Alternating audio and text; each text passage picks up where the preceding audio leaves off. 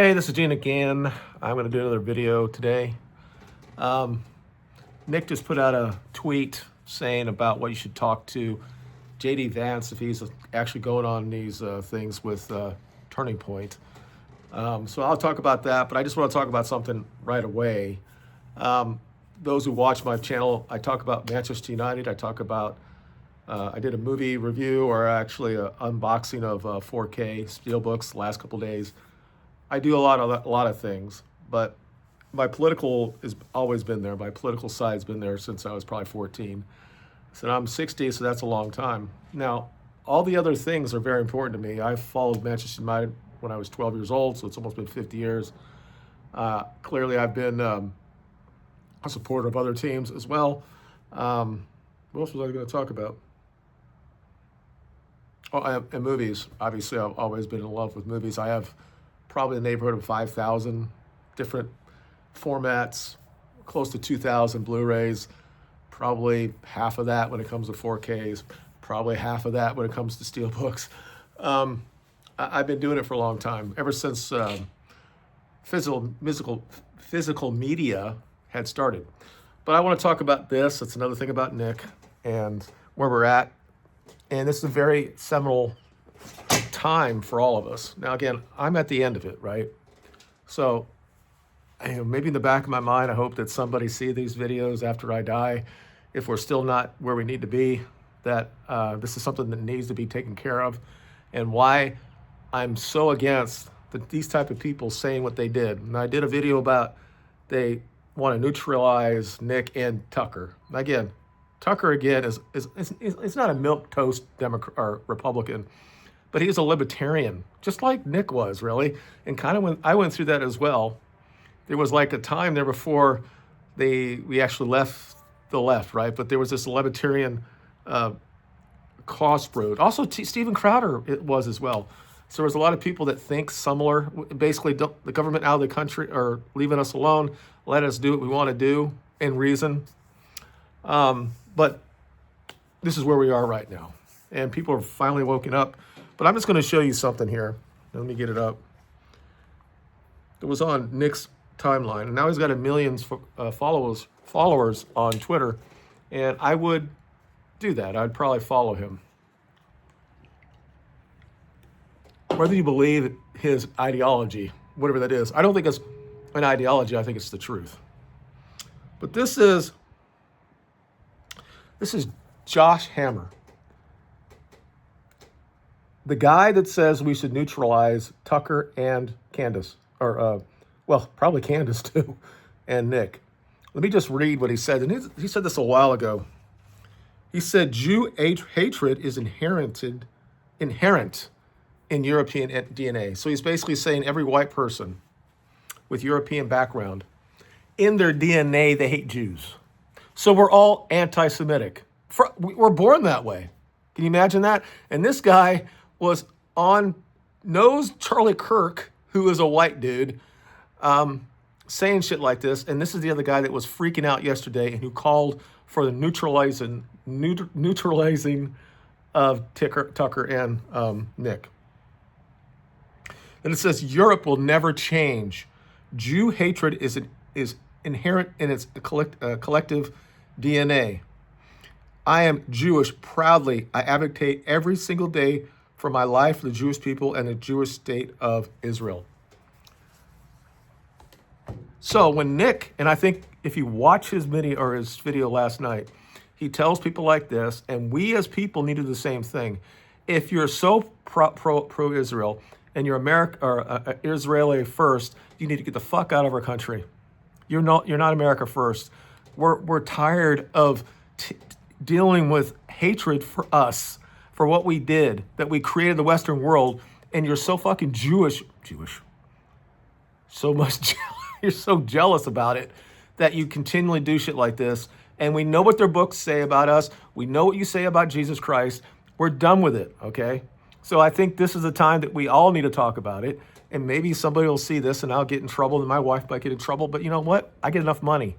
If something happens to her, we'll be fine. And it just needs to fucking stop, okay? And Nick is the leader of that.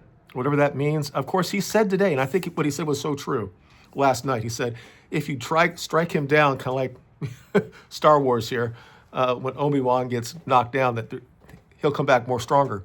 Nick said there'll be 1,000 like him, but it won't be the nice Nick Fuentes side. It will be the more radical side of these type of people, because if they see their, quote unquote, their leader being killed, you're going to see the radical side of what the right wing can be. And that doesn't mean Hitler, okay? Hitler was not on the right. So, yes, this is one beer. So, I want to bring that out. I just want to, when I was talking about this guy this morning and these other people that are out here doing this stuff like this, they believe this exactly. They believe the same type of verbatim from this guy. People like Ben Shapiro, Clavin, Laura Loomer, Mark Levin, Dennis Prager. All these Jews in this United States believe this, that we're below them. And they go further than that. They think it's inherent in us that we want to kill Jews. Now, we can historically look at that and see, why would we want to do that? I mean, you did kill Jesus. And there was a reason in this country, the 1900s or so, for a long time, there was anti-Semitic stuff in this country because of that simple fact. So they were in their own areas, just like the Irish were in their own areas. The Italians were in their own areas, the Polacks, the Polish were in the other, the Germans, all that, the Krauts, whatever you want to call them.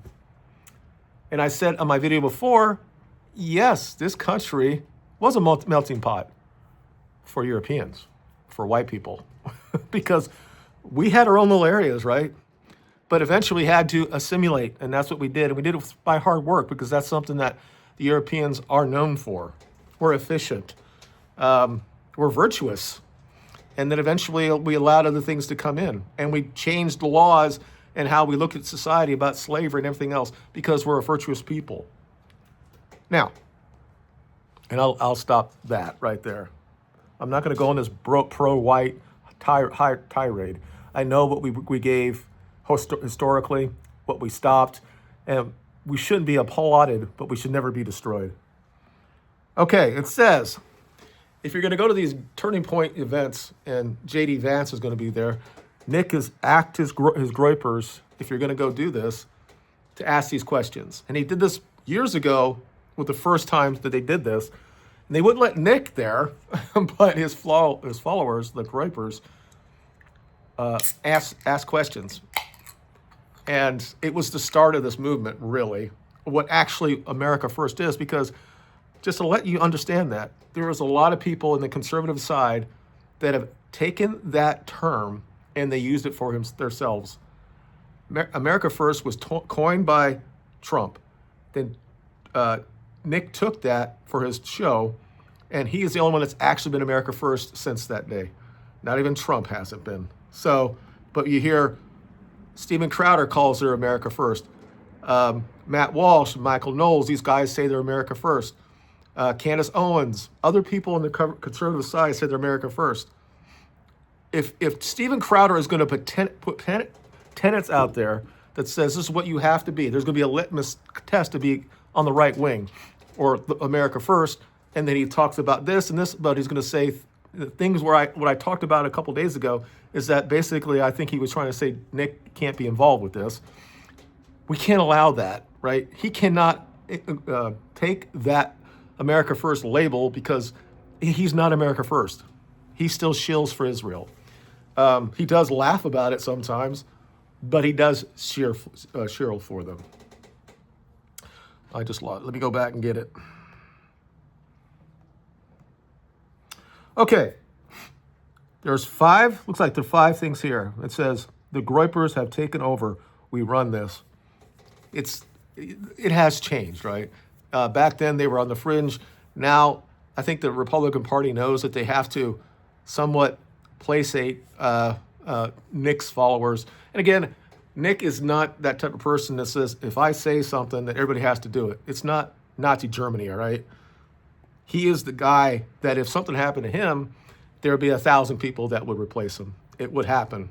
And And he basically said last night, you want to do it? Fine, do it. Because whatever happens after that, I can't control. You know, after what Charlie got killed, he was out there talking about it the next night, and he said he had disavowed all type of violence. He's a Christian, right? Anyway, let me just say what he said here. Is Trump controlled by Israel? That has to be asked. That has to be asked. It has to be asked. Although we know it's true, I don't know that Trump knows that.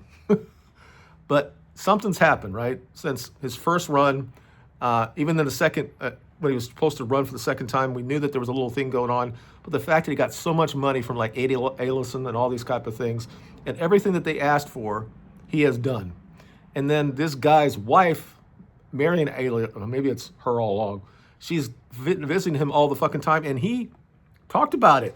He absolutely said it the other day at a place he was at. He said, oh, I've seen her more and more times, and she's probably more pro-Israel than is American. He was letting it out there, and this is what Trump does. He knows that he has basically given himself over to them. But it should be asked, and it should be asked all the time at these stops. Why are you guys fighting Thomas Massie? Now, again, I'm not a huge fan of Thomas Massie, but we should ask it. This, again, if you're going to be on the right wing, and you're going to sit there and say we have to litmus test about if you're on the right wing, that you have to support everything the right wing believes, and if you are against it, that you can no longer be in that big tit of conservatism or right wing. Well, no, you have to have a challenge to that. You have to criticize what we're doing, and that's all that we're doing here. And we want the vice president, probably the nominee in 2028, to answer these questions. Because we saw, and I was fortunate that I saw him, that he did not go and go to the Wailing Wall, and I think he's already done this, but he actually did the more Christian side when he went to Jerusalem, and that was nice to see from a leader in our country to go and pray where Jesus died. How is it America first? If you're going to sit there and say you're America first to support Israel, tell me why we do it and why that comes under the banner of America first. Explain it to us like we're fucking 5-year-olds, because we're not seeing it as young men, right? And guys my age are not seeing it. And I know there are a lot of guys my age that can't get through the fact, right? They can't. They have been so hook-winged for 50 years that we have to support Israel because what happened in the Holocaust. It's all back to that. So I didn't want to talk about it in my first thing, and I'm not really going to talk about it here. But that event, whatever you believe in it, has so impacted Western civilization and put this white guilt on our men that it's just evasive. And now we have young men that are standing up against it and said, wait a second, I had nothing to do with it. And nobody in this country had nothing about the Holocaust. It's time to move past that and say, why are we actually giving them this money? And we get people defending it that are Christians that sit there and say, oh, no, we get that money, but we get it back. Shit, it's like they have to get around it, something to say it's good because it's their only democracy in the Middle East. Well, we do all know before October 7th that there were riotings in the streets before. There were hundreds of thousands of people in the streets saying they wanted to get Netanyahu out of business. And then all of a sudden this happened. But anyway, we have to ask that question. I want to understand what his response is to that. Now, this is more personal, and I wouldn't do it because I don't believe in this. This is obviously a little bit too much for me. But he says, why did you marry a Hindu? I think love is love, right? Through cultures or whatever it does. But we have to understand what Charlie Kirk said about 4, 5, 6 years ago when he said he was going to allow 10 million people in with visas in that are Indians to come into the country to do menial jobs in the tech betty instead of have Americans do it. That's not America first, okay? As much as I like Charlie, especially later in his life, regardless of what he did in those texts with D'Souza, that's not America first. It's not, okay? We have enough young men that can do those jobs, right? Or women that can do those jobs. We don't need to import the third world to come in this country with their culture and the fact that they will outbreed what we are. And again, he wants to explain JD Vance's connections with Palantir. Now, obviously, Nick has been talking about this forever, right? Personally, I think the first three ones are the ones that should be asked. I don't think being personal. Again, this is what you do as an older dude, right? Nick is what he is, right? And I would think guys like Matt Walsh and Michael Knowles would, if they get under the control that they have above them and go out on their own, these are the things that they could be useful to talk about to him about. Now, again, Nick is going to be the firebrand. He's going to be the point of the spear. And you can ask these questions, but if I was JD Vance, I'm not going to ask why I married a Hindu. Why? It's not really relevant. Now, how we're celebrating their holidays in this country, how we're wanting to get more and more Indians here, and Trump has said this before, and then he got a blowback from it, but it probably will come back anyway. Yes, they have 1 billion plus in the country, but they don't need to come here. This is a country that was made by people that look like you and me. And you can take whatever you want with that, but it's the truth. And black people, again, I said that before, they are just as American as anybody else.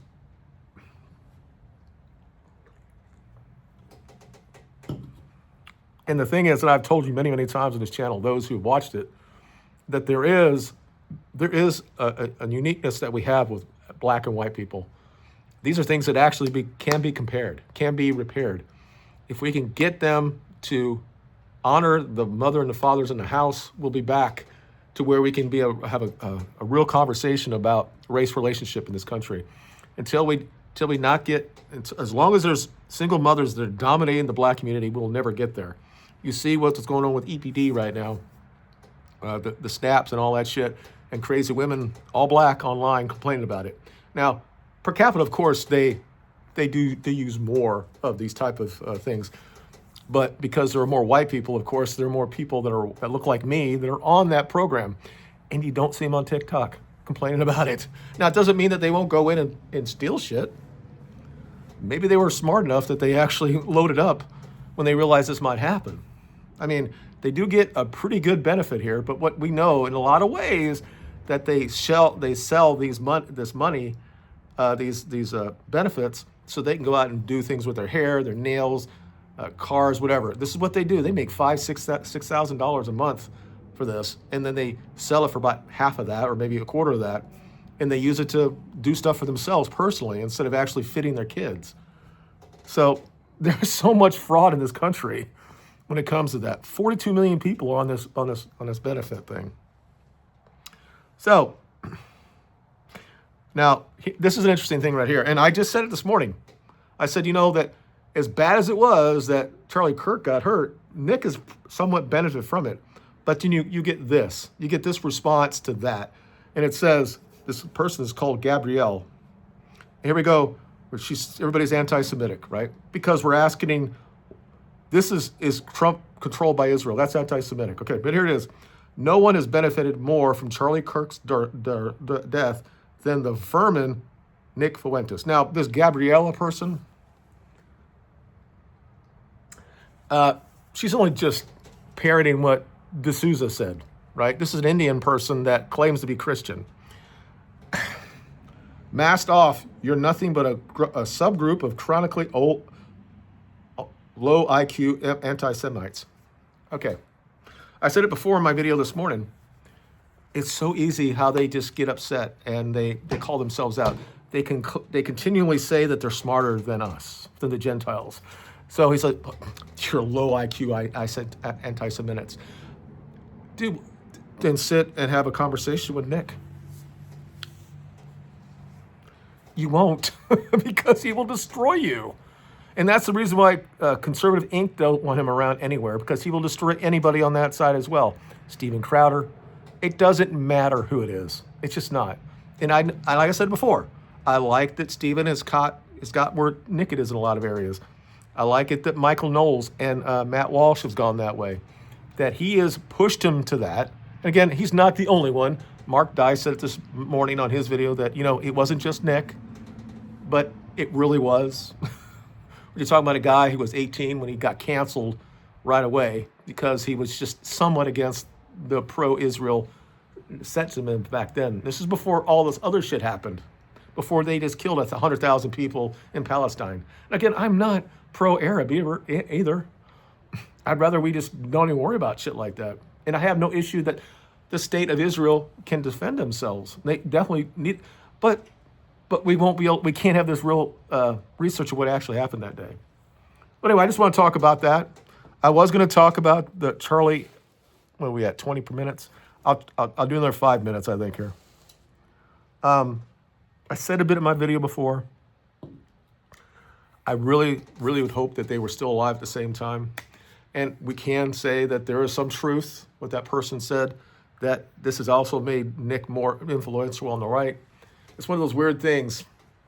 You know, what is it called? The Mandela effect. If we were in a different timeline and they're still alive, what happens now? What happens maybe 2 or 3 years from now? I think that all this has just accelerated the awakening. And I think that that's good. And I think that even Candace Owens and other people talking about there's been a change of the energy since about 2018. Something has just changed. And people talk about the collider there, that we had a different universe. I don't know about all that, but there has been an awakening. And it's really the white man growing up or waking up.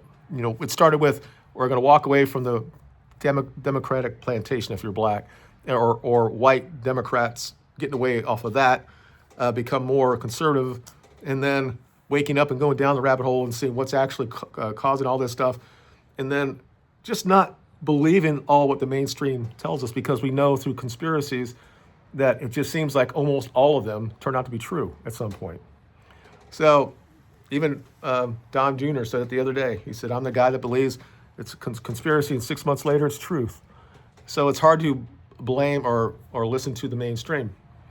So the question is, what would have been if they actually still be alive right now? I don't think it would be anything different.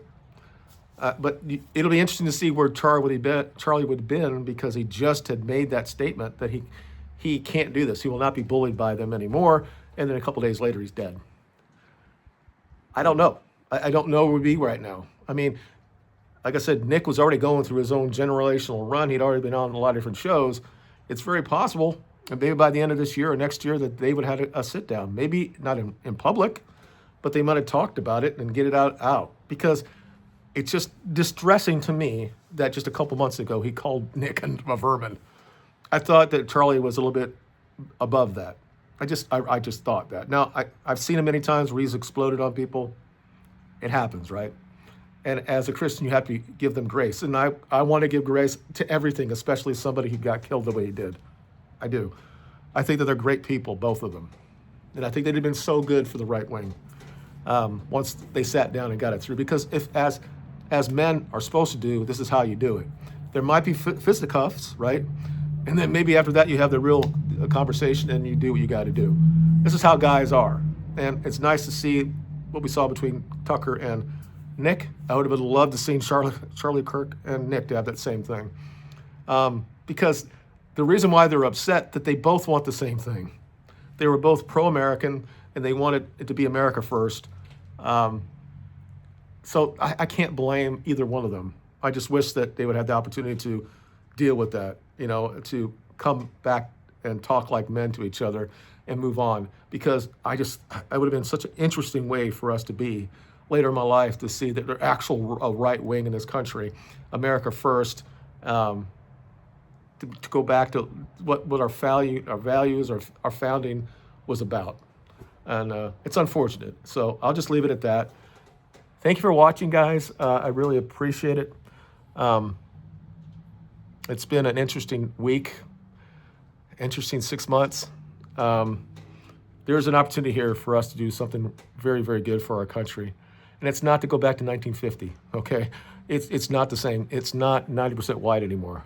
We all understand that. We're about 58% white now. But we have to stop whatever they're trying to do. If they say it's going to be people from the South that come up through the borders, we can't allow that, and we can't allow millions coming from India either. We have to stand up for what it means to be American. You guys have a good day, and we'll talk to you guys later. Bye.